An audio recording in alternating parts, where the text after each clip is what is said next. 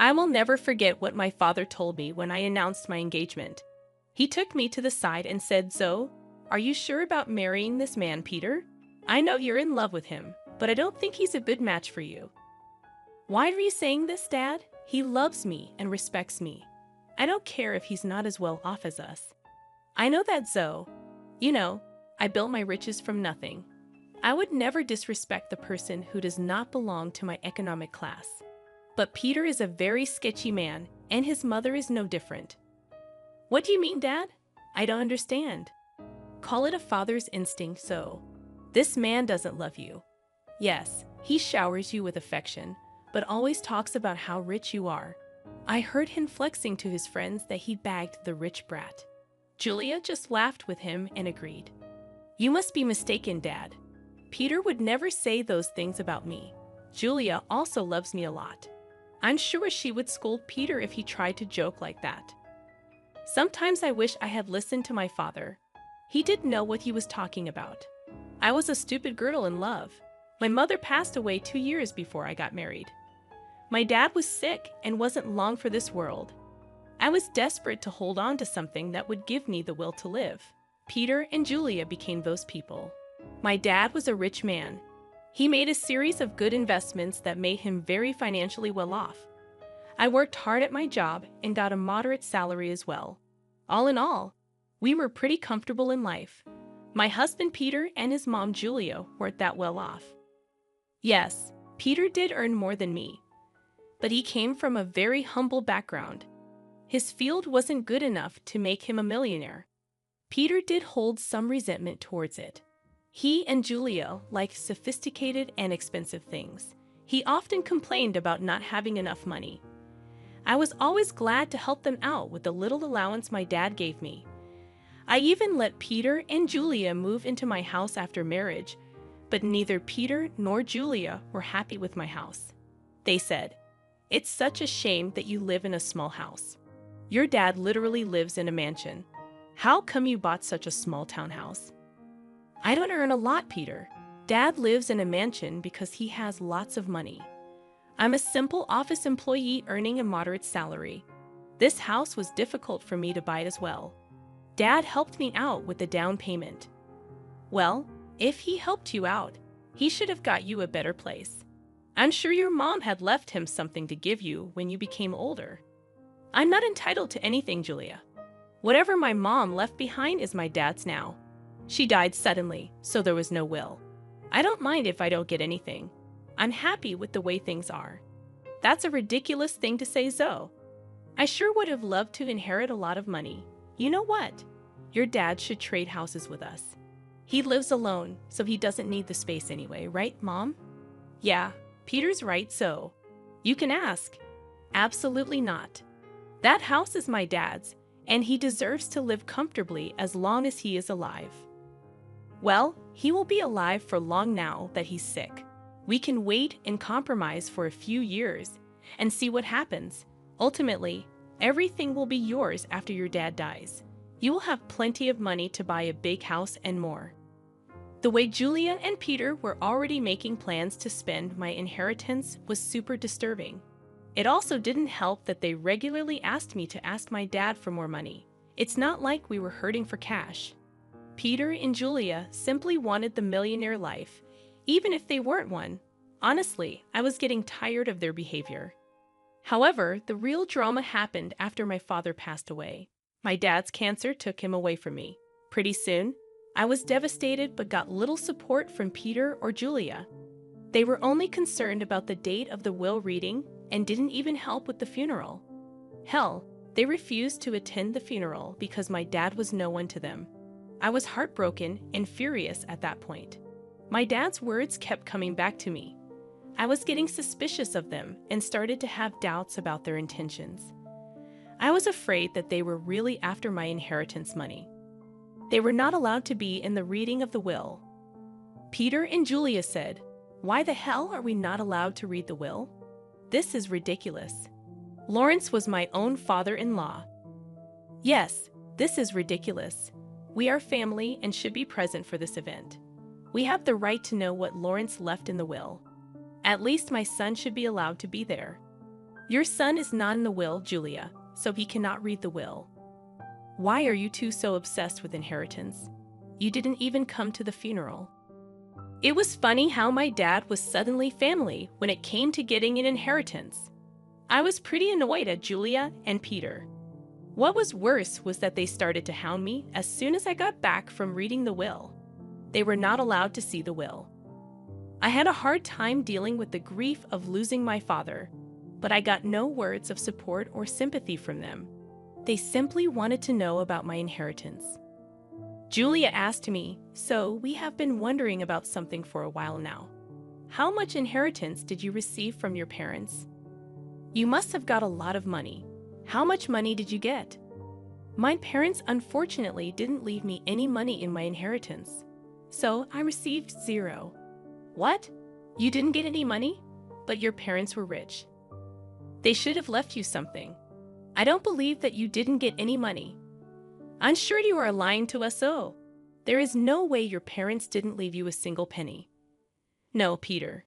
There was no money in my inheritance. The will didn't even mention me getting any kind of money. You can check my bank balance in a few days and find out. But what about their riches? Who will get those? You are their only child. I don't know about that, Julia. The lawyer just told me that I didn't get any money. It's fine by me. It was my parents' money, and it's up to them who they would give it to. That is ridiculous.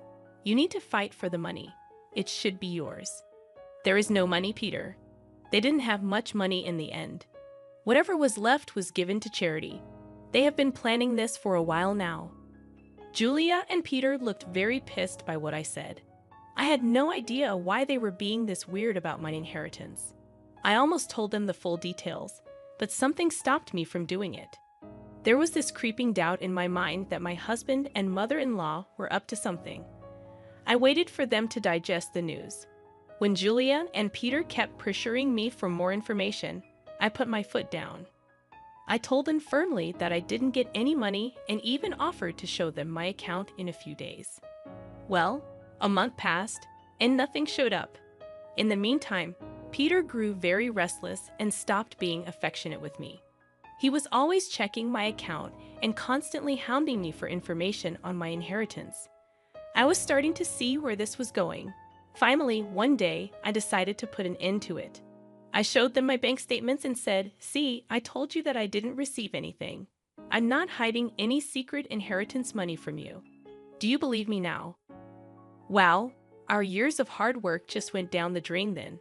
So his parents weren't rich, and she didn't even get $100 in the will. This is ridiculous. I can't believe this. I can't believe this either, Mom. I stayed in this marriage for nothing. I married Zoe for nothing. It was all a waste of time. What the hell does that mean, Peter? Why are you talking like this? Why do you think he's saying these things, Zoe?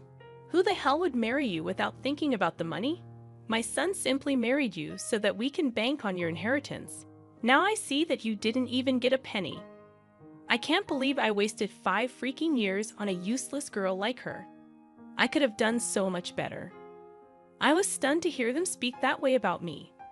I could finally tell that Peter married me for money. My parents were right about him and his mom. They were freaking gold diggers. I was so freaking done with my husband and mother-in-law. I was breaking inside, but what they said next turned me into stone. Julia looked at Peter solemnly and said, "What is done, Peter. But now it's time for you to divorce Zoe. There is no reason why you should stay with her anymore. You will have time to find a new rich wife. This time, we will make sure she actually has some money to her name." Are you freaking kidding me, Julia? You are asking Peter to divorce me over money. Peter, are you going to listen to her? Of course, I would listen to her, Zoe. I married you so that I and my mom could have a comfortable life. We grew up poor, and I didn't even go to college. I had no way of earning a lot of money. So, you pretended to love me and then tricked me into marrying you. You thought that my parents would give me lots of money that I would readily share with you. Yes, that's what I thought. It was the only way I could give my mom the life she wanted. But now I see that my efforts were in vain. Mom's right. I need to divorce you and keep looking." I was stunned by what Peter said. He said those things so nonchalantly that I started to question my own sanity. Julia and Peter went on to express their frustration at my marriage and myself. I didn't hear a word after a while.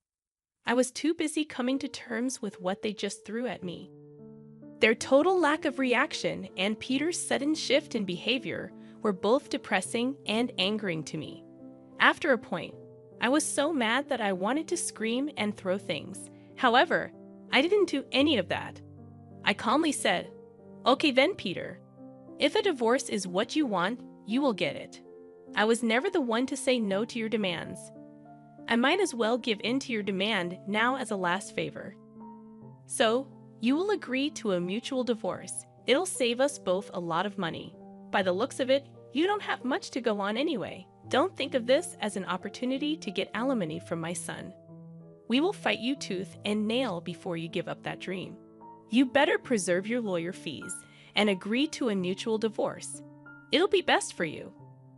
You're right. I don't have a lot of money right now, so I decided something. I will agree to a mutual divorce, but you have to sign a clause saying that we won't share any of our assets with each other. That's not a problem at all. You don't have much, and neither do I at the moment. If you can forego alimony, I'll agree to sign a divorce and won't claim anything from you. Me and Peter discussed the details of the divorce and made sure we were on the same page. I could see that Julia and Peter were both happy about me not making a fuss out of the divorce. I guess they didn't expect me to be so calm about it. Truth be told, ever since that day, I have been crying on my way to and from work. I used to sit in the parking lot of my office and cry for an hour before and after work. Peter never noticed my puffy eyes or even asked why I was leaving early for work and coming home late.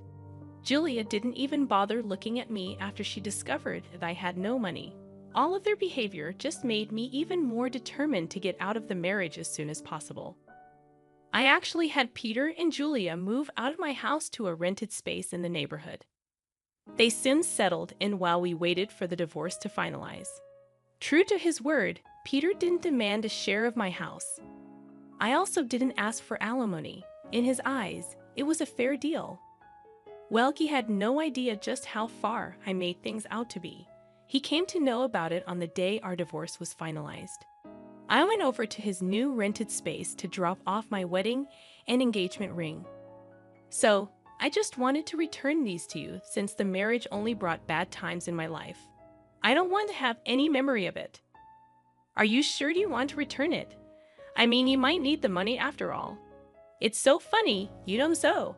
You must have laughed at our poverty before. Look where you are now. My son is being generous and giving you the rings. You might need to sell them when your stupid job doesn't pay enough. We want Mr. Rings. They're cheap ones anyway. What would I need to sell the rings for, money, Julia? You don't have to be embarrassed. So we already know how your parents didn't leave you anything. I guess they lost everything due to poor financial decisions, leaving their daughter destitute. At that point, I laughed very loudly in her face. Julia looked confused, and so did Peter. I could tell that Peter was somewhat annoyed by his mother's behavior, and he was also surprised at my laughter. Julia said, "Why the hell are you laughing, Zoe? Did I say something funny?" It's freaking funny how you think I'm destitute, Julia. It's also funny that you think my parents lost all their fortune. Well, of course, you're destitute. Your parents didn't even leave you a penny. They surely messed up and ruined your life by not leaving you an inheritance. I never said that I didn't get an inheritance, Julia. I simply told you that I didn't get any money. My parents did, in fact, leave me plenty of inheritance. What the hell does that mean? You have an inheritance. I'm so confused. My parents could see you and Julia for the little gold diggers you two are. So they made a secret clause in their will. It said that I would receive no monetary inheritance. Instead, I was given this entire neighborhood as my inheritance. What? You own this neighborhood now. How is that possible? We would have known about your inheritance if this was true. We even signed the lease with an estate manager who didn't tell us the name of the owner. My parents wanted me to wait for a year before I got my inheritance. They wanted me to test you too and see if you are really with me for money or love.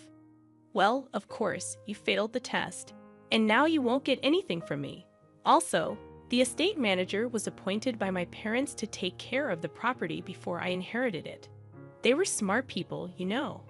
That is impossible. I don't believe a word you're saying. You're just embarrassed because you don't have money anymore. Oh, really, Peter?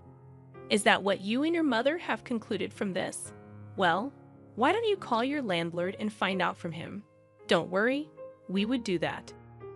Then everyone will see just what a big liar you are.